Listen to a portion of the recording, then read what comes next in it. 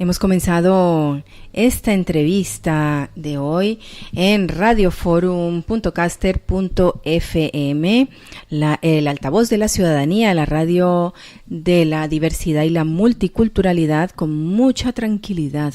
Hemos comenzado con la banda sonora de la película Braveheart, Corazón salvaje, corazón valiente, ¿no? Así Es la película que protagonizó y también dirigió Mel Gibson, ¿no? En su momento.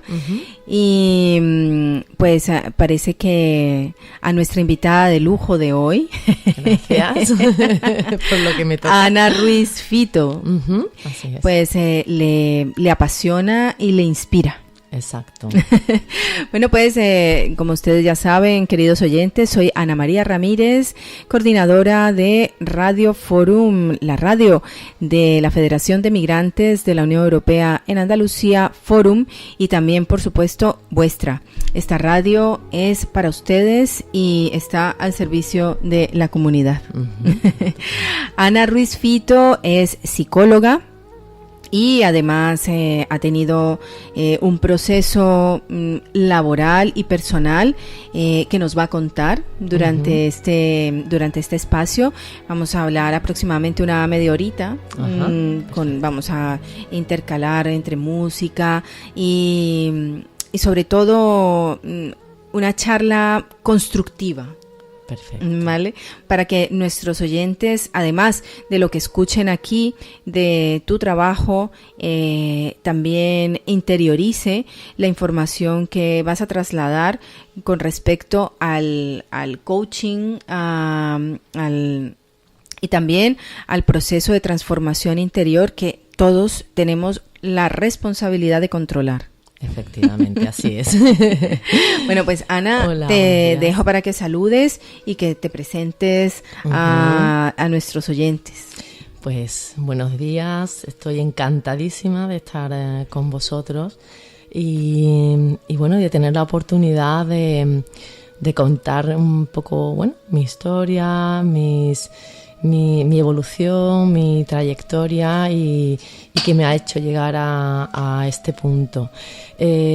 Más que nada, más que contar realmente lo que hago profesionalmente y todo, es más hablar de sentimientos, de emociones, de todo lo que nos lleva a vivir la vida de una manera diferente o de la manera que queremos. Realmente es esa la experiencia que a mí me gustaría contar y trasladar. Muy bien. Claro, humanizar un poco las entrevistas es lo que más nos gusta, esta conversación, en lugar de tener un esquema de trabajo muy guionizado. Dejamos que cada uno de nuestros entrevistados e invitados y protagonistas, porque todos somos protagonistas, lo decimos siempre aquí en Radio Forum, y todos tenemos una misión y hacemos parte de esa rueda de la vida, ¿no? De ese sistema. Todos tenemos una labor y todos somos imprescindibles, aunque digamos lo contrario. Aunque nos repitan lo contrario, que nadie es imprescindible. No, yo creo que todos tenemos una labor y existimos por algo, Ana. Sí. Somos parte de un sistema, influimos y unos en otros, está clarísimo. Y cuando nos vamos, por lo que sea, dejamos ese vacío que nadie va a poder sustituir. Efectivamente, cada uno ocupa un espacio a su manera y a su forma, con lo cual es insustituible. Exacto. Queríamos saber, nos interesa mucho siempre en este espacio de entrevistas y de charlas y de tertulia, saber cuál ha sido el origen de este ser tan maravilloso que está compartiendo el micrófono, ¿no? Compartiendo estudio. ¿En qué barrio naciste? Pues mira, yo nací en un barrio común aquí en Sevilla, soy de aquí de Sevilla y bueno, nací en Los Remedios. ¿Sí? En Los Remedios, nací en una familia, somos 4 hermanos, yo soy la tercera de 4 hermanos, somos 2 chicas y 2 chicos, yo la primera chica, mis hermanos son los mayores y bueno, estudié en un colegio católico de monjas, de allí de Los Remedios, hasta la edad de los 13 años Y a partir de ese momento, pues bueno, yo tuve claro que quería continuar mi formación académica en otro lugar, en otro sitio, en otro colegio. ¿Y cómo te influyó, o sea, cómo fue ese intercambio de energías, ¿no? Cuando tú estás niña, cuando estás en la infancia, cómo fue evolucionando tu ser, ¿no? Durante esa época. ¿Qué más recuerdas? Pues, ¿Jugar mucho en la calle o no? Sí. ¿O estar en tu casa con las amigas? Sí. O no sé, más con tu papá y tu mamá, no lo sé. Pues ha sido, bueno, evidentemente con mis hermanos, ¿no? Sobre todo justo con mi hermano, el que va delante mía, y con mi hermana, que va detrás mía, porque quizás el mayor pues ya era más mayor y estaba como en otro momento. Obviamente había más diferencia de edad, con lo cual sí recuerdo muchísimo jugando con estos dos hermanos míos y con mis primos, los primos míos que vivían muy cerca nuestra, y bueno, con lo que hemos compartido muchísimos momentos de juego y de felicidad. Entonces hemos jugado mucho en la calle también, bueno, en casa, por supuesto, pero también en la calle. Recuerdo los momentos también que íbamos al campo, que ellos tenían una casa en el campo, nosotros teníamos mis padres tenían una casa en la playa, con lo cual recuerdo muchísimos momentos en la naturaleza, afuera, en el exterior, y muy alegre todo, muy alegre la verdad, sí. Ya en relación al colegio, pues la formación más académica y mi entorno de colegio, bueno, no ha ido mal, o sea, no, en relación a mis amigos, tenía mis amigos, pero sí quizás yo a la edad de 13 años es cuando descubrí que realmente quizás ese a lo mejor no era mi entorno, no era donde yo debía desarrollarme plenamente. Y entonces fue cuando le dije a mi mamá que quería cambiar de colegio. ¿Sí? A los 13 años tú tenías una decisión prácticamente sí. en tu vida. Sí, mi madre, evidentemente mis padres, bueno, ellos pensaron en primer momento que yo continuaría haciendo el BUP, lo que entonces era el BUP y COU, que continuaría haciéndolo en el colegio. Y sin embargo yo sentí que no debía ser así, que yo quería salir de ese entorno en el que, bueno, no me había ido mal, tenía algunas amigas, pero quizás a lo mejor algo me decía que no permitía sentirme o expresarme plenamente. Entonces, pues le dije que quería irme a una escuela pública, bueno, a un instituto. Y bueno, y mis padres pues respetaron mi decisión por aquellos entonces y bueno, y así fue, y me fui al instituto. ¿Y dónde estuviste? ¿En el Politécnico? ¿Existía en esa época? Estuve en el Instituto Carlos Saya, en Tablada. ¿Y cuál era el enfoque de ese instituto? Bueno, el enfoque de ese instituto realmente era un instituto con un alto nivel académico.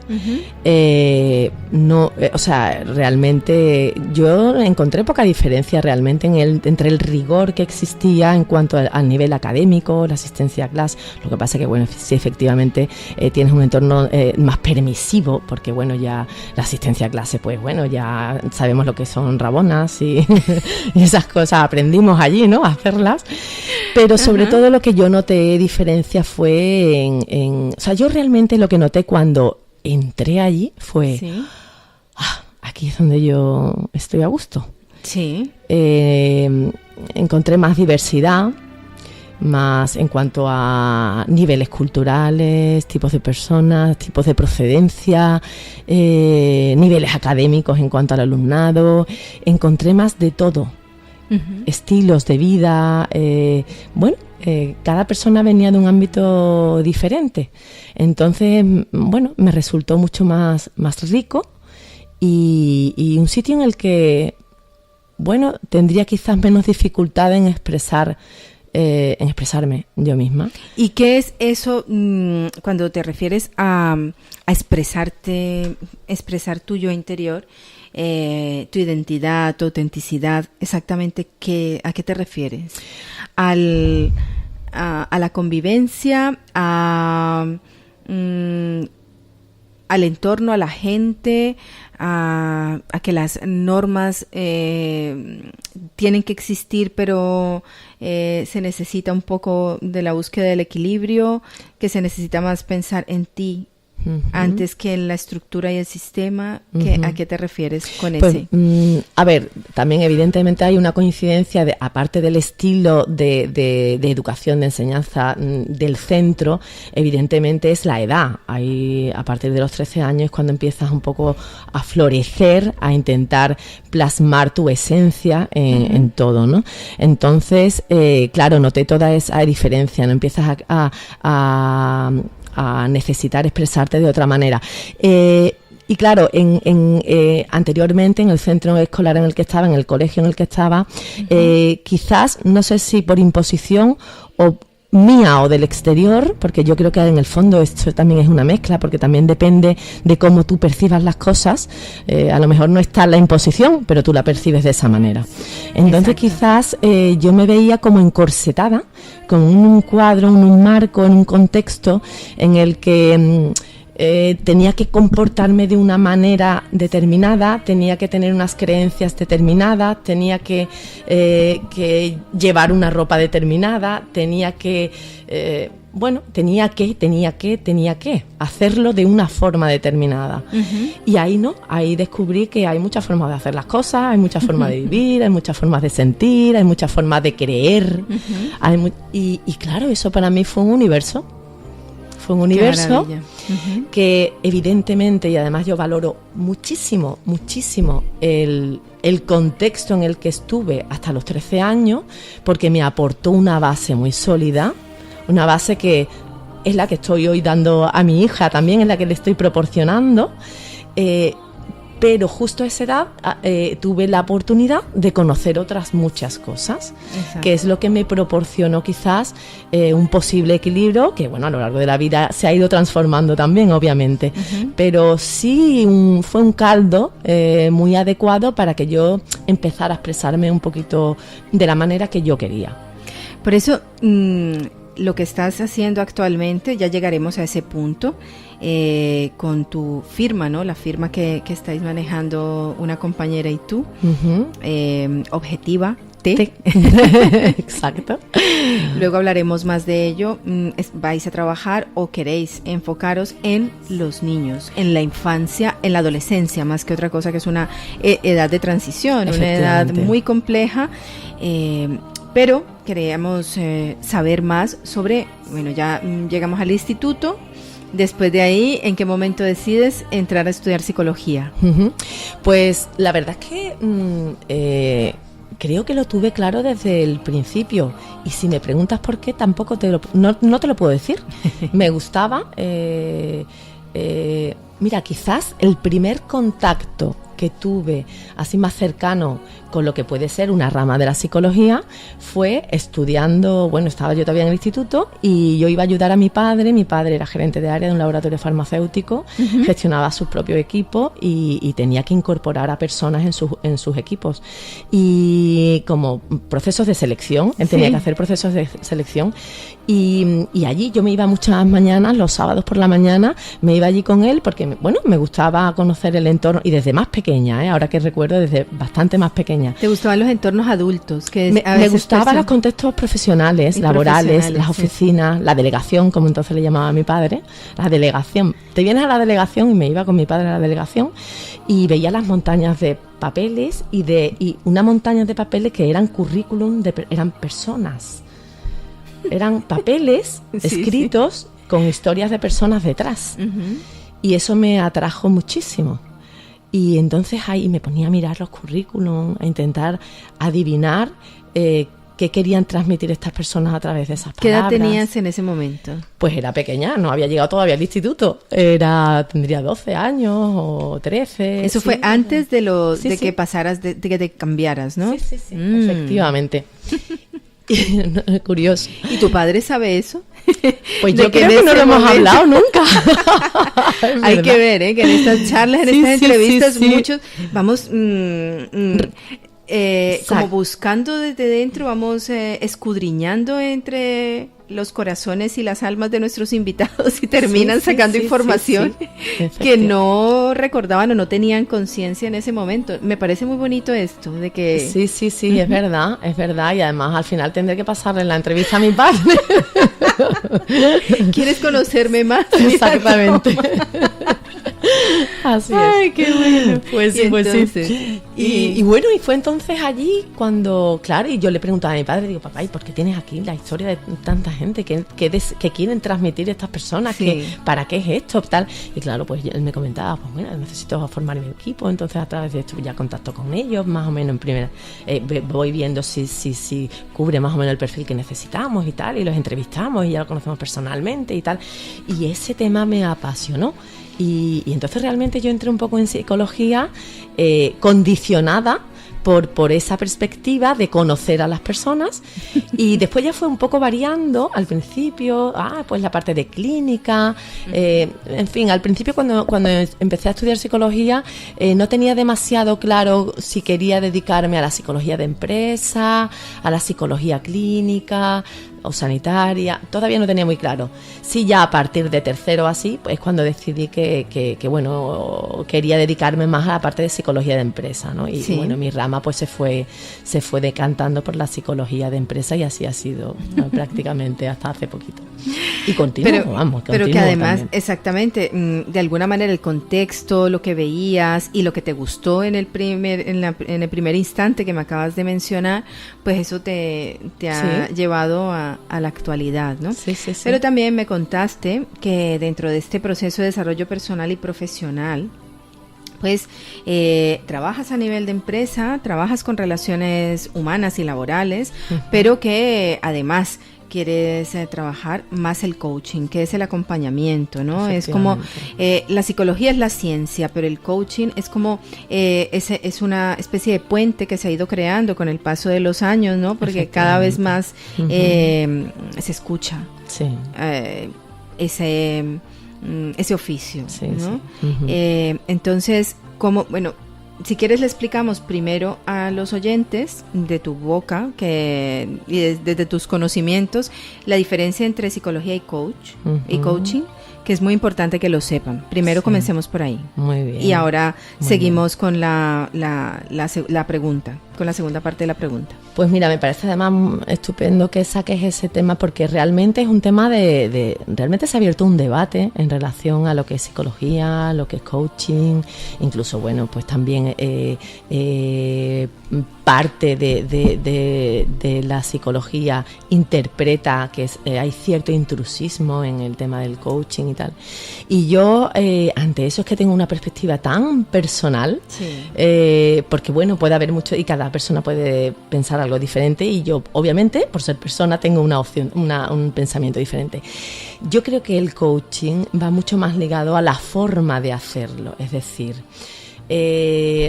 bueno, yo soy psicóloga y soy coach. Tengo las dos perspectivas, ¿vale? Tengo las dos formaciones. Exacto. Entonces, y hay excelentes psicólogos que, Dios mío, que sigan permanentemente ahí, porque hacen una labor excelente en salud mental, por supuesto, que ellos son los verdaderos especialistas en salud mental.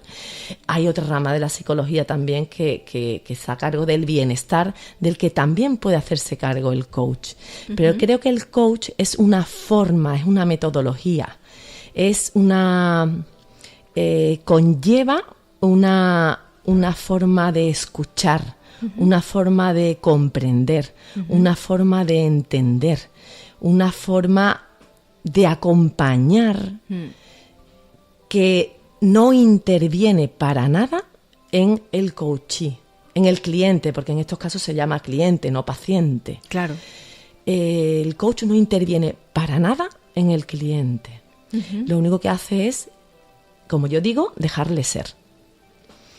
Al dejarle ser, esa persona identifica de una mejor manera e interioriza de una mejor manera determinados obstáculos o dificultades y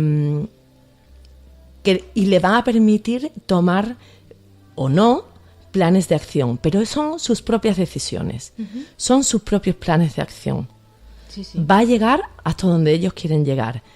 Y el coach en ningún momento ni va a intervenir, ni va a asesorar, ni va a tratar. Simplemente les va a acompañar en conocerse mejor a ellos mismos y que eso le permita un desarrollo personal, que le permita identificar obstáculos o bloqueos y poner planes de acción concretos si quiere ponerlos. Si no, también está bien lo que ellos quieran. Claro, en muchas de las ocasiones que dialogado, ¿no?, con coach, porque yo creo que todas las personas que he tenido a mi alrededor en algún momento de mis días y de mi vida laboral y bueno, y también en personal, han visitado o bien a un psicólogo o bien a un coach. Así es. Entonces, cada uno ha tenido su percepción y yo he tenido la mía. Obviamente. Respecto a las dos áreas, ¿no? El coach, además te lo dicen muchos coach que no rebrujan en el pasado, no, que van desde el presente, exactamente, desde el presente y el presente, y a partir de ahí el día a día se van dando, ¿no? Entonces, digamos que eso lo ven ellos como una ventaja en comparación con los tratamientos terapéuticos de la psicología, porque hablan que la psicología obviamente escudriña, volvemos a esa palabra, en el pasado, en la infancia, pero yo tengo he podido hacer la comparativa, yo creo que las dos partes son positivas, o sea, tú eres el resultado de un pasado, que aunque ya no está y que ya es imposible cambiarlo, o sea, para poder saber lo que eres tú, por eso hacemos esta retrospectiva siempre con nuestros invitados, pongamos este ejemplo que lo tenemos fresco, ¿no? O sea, para saber quién está al otro lado del micrófono, ¿no? Que nuestros oyentes sepan quién es esa persona, que es antes que psicóloga o coaching o lo que sea, eres tú, eres Ana. Efectivamente, así es. Y es que es necesario, como tú dices, la diferencia está en eso. El psicólogo trata más, aunque hay psicólogos muy pragmáticos que también evidentemente, además lo que pretenden cambiar es el ir hacia futuro. Exacto. Pero sí que es verdad, el psicólogo viene del pasado al presente y el coach de presente a futuro.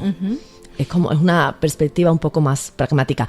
Pero a lo que quería ir yo también, que ya has adelantado tú, es que creo que es complementario. Es decir, de hecho, en nuestro proyecto profesional que tenemos en marcha con nuestra marca Objetívate, yo trabajo con psicólogos, o sea, yo aporto la perspectiva de coach, pero mis compañeros son psicólogos, es decir, porque vemos que podemos co-crear juntos, que podemos colaborar, que podemos complementarnos, y creo que es fundamental. Claro, por eso cuando te he presentado, hemos dicho que vamos a construir, vamos a construir durante este espacio, durante esta entrevista, y es muy positivo porque estás dando un ejemplo, porque se habla de intrusismo, de choque, de que el uno ataca al otro. No, la cuestión no es esa. La cuestión es, ya existimos, pues coexistamos y co-creemos, ¿no? Y hagámoslo de la mejor manera posible. Nosotros efectivamente, además, nosotras, mi compañera y yo, perfectamente diferenciamos dónde puede trabajar ella y dónde puedo trabajar yo, ¿no? Hay una transparencia absoluta en conocer los límites de cada uno de nosotros. A mí también me permite, evidentemente, a mí el ser psicóloga también me permite saber de manera más clara dónde está el trabajo de la psicóloga y dónde está el trabajo de un coach. ¿Dónde puede tener éxito un psicólogo o dónde puede tenerlo un coach? Así y bueno, de esa manera pues no habrá intrusismo nunca, ¿no? Exacto. Yo creo que en el momento en que tú logras unirte a otro ser, en cualquier caso, o sea, pongamos el ejemplo de una pareja, ¿vale? Hombre, mujer, mujer, da igual. El tipo de pareja. Al final son dos realidades tan diferentes. Efectivamente. Pero tienen que construir juntos. Necesariamente. Bueno, y si quieren también. Exactamente. Entonces, bueno, pero al final, a lo largo de tu vida, a lo mejor como pareja no, pero estás tratando con los dos sexos en todos los contextos. Es decir, con hombres y con mujeres. Te tienes que entender, en definitiva. Exacto. Entonces, vamos a entendernos bien, no simplemente para hacer un paripé, ¿no? Exacto. Vamos a integrar las perspectivas. Vamos, y lo único que nos hace eso es aportarle tanto a uno como a otro. Entonces, pues como tú decías, vamos a colaborar, vamos a definir cuáles son nuestro ámbito de actuación y a complementarlo, ¿no? Yo creo que hay terreno y campo para todos. Sí, yo creo que me gustaría que diéramos un respiro, que nosotros tomáramos un respiro musical, ¿te parece? Perfecto. Y así complementamos nuestra charla con música. Perfecto, ¿te parece? sí, eso es muy que inspirador. Con música. Vamos a escuchar algo de música celta, que de acuerdo con esta lista de reproducción, pues es música alegre y vibrante. Vamos a dejar a nuestros oyentes con un poco de música de las montañas irlandesas. Maravilloso.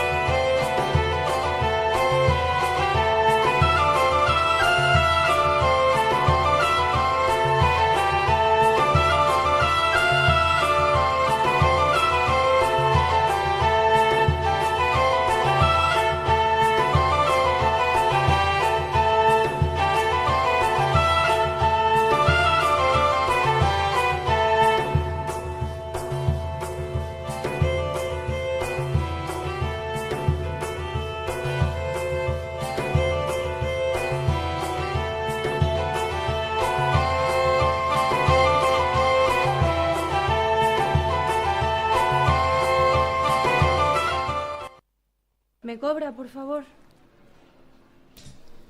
No. Bueno, pues continuamos con nuestra invitada de lujo hoy en Radio Forum, Ana Ruiz Fito. Aquí estoy. Bueno, Ana María. Bueno, también Ana María, igual que yo. Efectivamente, Ana María, así es. Exacto. Bueno, y además que a veces en ese tipo de cosas no sabemos cómo nos deben, o sea, cómo nos gusta que nos llamen o cómo nos llaman, ¿no? Exacto. Al final, bueno, mi nombre es Ana María, pero al final nadie me llama Ana María. Me preguntan siempre cómo me gustaría. La verdad que mientras se dirijan a mí, te da lo bien, de manera adecuada y correcta. De manera adecuada y correcta. Exacto. Pues en mi caso, yo hace mucho tiempo que dije que quería que me llamaran Ana. No sé, me identificaba mejor con el nombre más breve y más corto. Pero sí que es verdad que, y bueno, siempre en todos los contextos me llaman Ana. Salvo en parte de mi familia, primos, sobre todo tíos, que la gran mayoría de ellos me dicen Ana María en vez de Ana. Sí, ¿verdad? Es que curioso. Eso es curioso. Yo no recuerdo que, o sea, me han dicho Ana María, a mí particularmente, cuando van a hacer énfasis en algo, más no positivo. Bueno, sí, claro, eso lo recuerdo de pequeña. Cuando mi padre decía Ana María, yo sabía que me tenía que preparar para lo que venía. O si es alguien que no es de tu familia, te dice Ana María porque no hay confianza. Efectivamente. Y ya después te quitan el María. Efectivamente, el María. Pero sí. Bueno, aclarando y concretando las cosas, así como estamos concretando cómo nos gusta que nos llamen. Exacto. O cómo nos gusta que nos traten. Me gustaría que le contaras a nuestros oyentes lo del proyecto Objetívate, que es lo más cercano que en este momento tienes con la comunidad. Es importante que esta parte quede clara, porque así es como nuestros oyentes pueden acercarse a ti.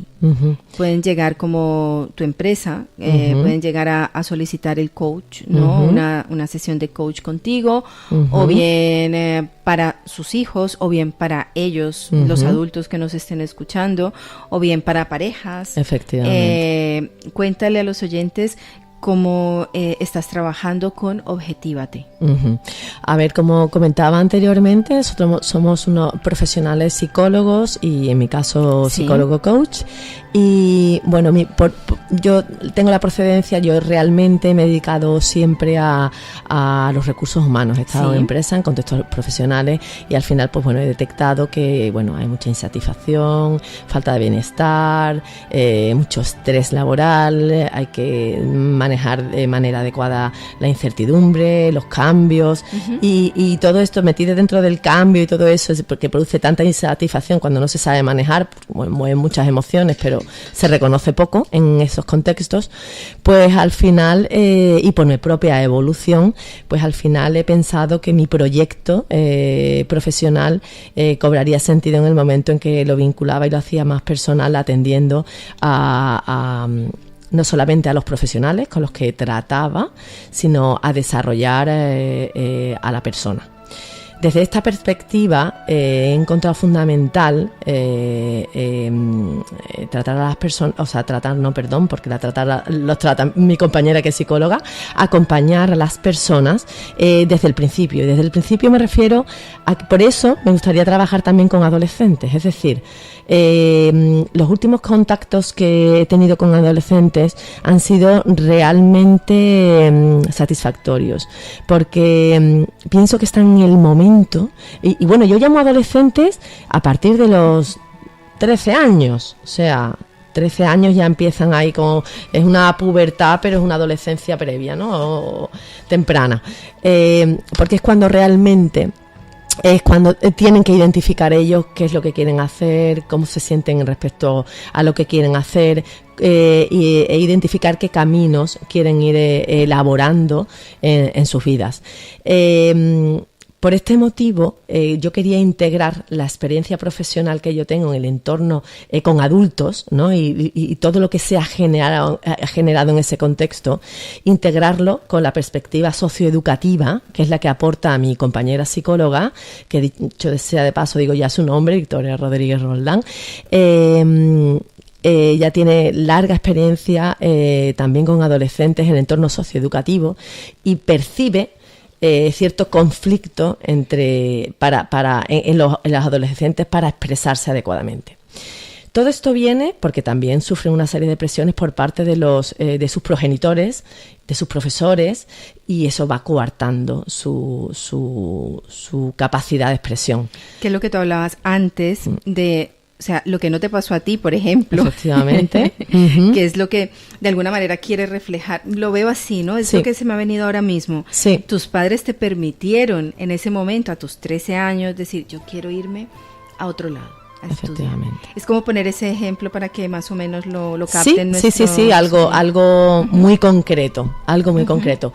Tenemos que dejar ser, porque además, independientemente de... Pues, además, mira, haciendo referencia a ese caso, a mi caso personal, mis padres, ¿no? En ese sentido me dejaron ser, me dejaron decidir. Sin embargo, inconscientemente han seguido ejerciendo siempre, bueno, inconscientemente y conscientemente, han seguido ejerciendo siempre cierto control, o han ido direccionando también mi vida, obviamente, ¿vale? Pero sí que es verdad que yo pienso que la maternidad y la maternidad ahora y y la paternidad, por supuesto, está siendo muy difícil porque todas las presiones a las que nos vemos sometidos están llegando al interior de las casas, de los hogares. Y hay una realidad. Anteriormente no había un ritmo tan acelerado, no había una invasión de estímulos tan evidente como la que hay ahora. No teníamos la necesidad de atender tantas cosas diferentes.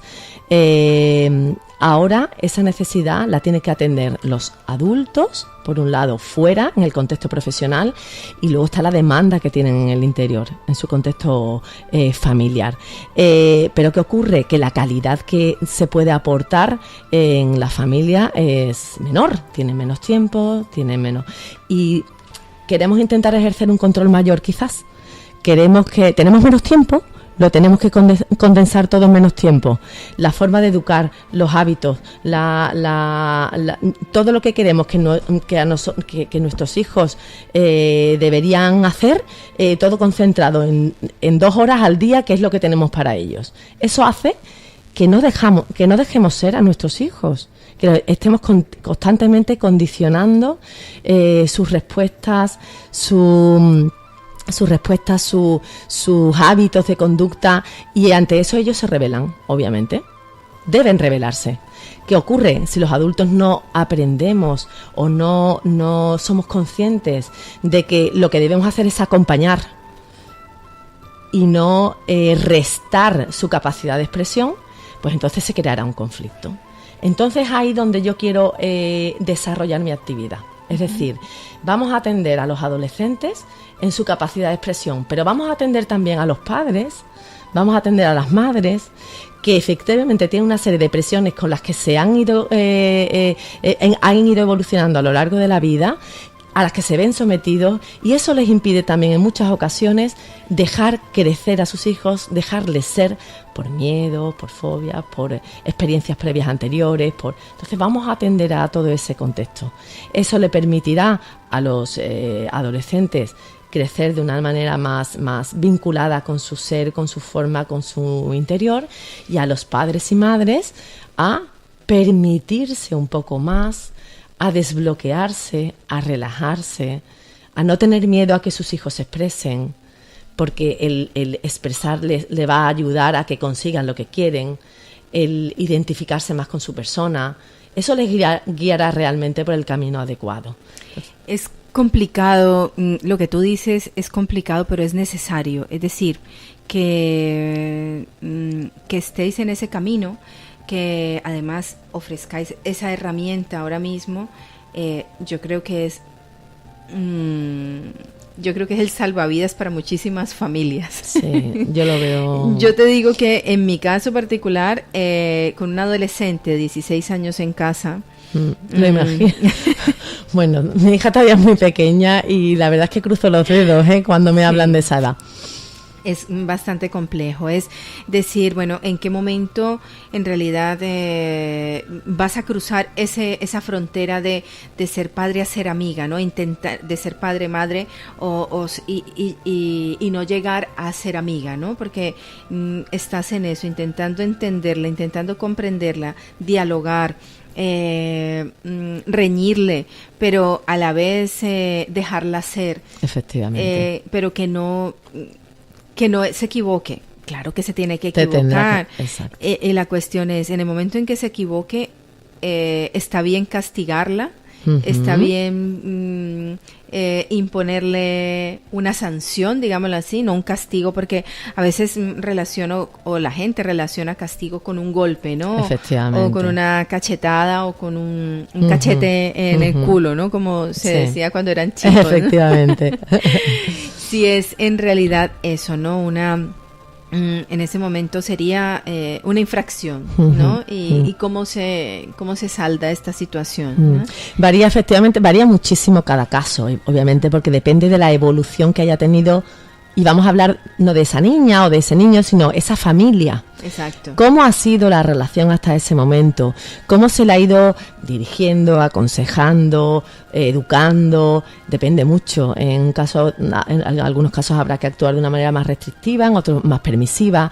Pero lo que sí tiene que tener claro las dos partes, ambas partes, es que tiene que haber una intención de conocer a la otra parte. Es decir, de qué hace actuar a la otra parte de una manera determinada.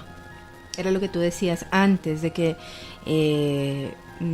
a tu niña de 4 años quieres saber que ella se desarrolle y vaya inspirándose, ¿no? Con la vida como es una niña, como es ahora mismo, que es una niña ingenua, inocente, y que eso no se vaya a convertir de ninguna manera en algo negativo ni para ella ni para la relación intrafamiliar, ¿no? Efectivamente. Y entonces es conocerla y que ella sepa también quién está, quién es la guía de la casa. Efectivamente.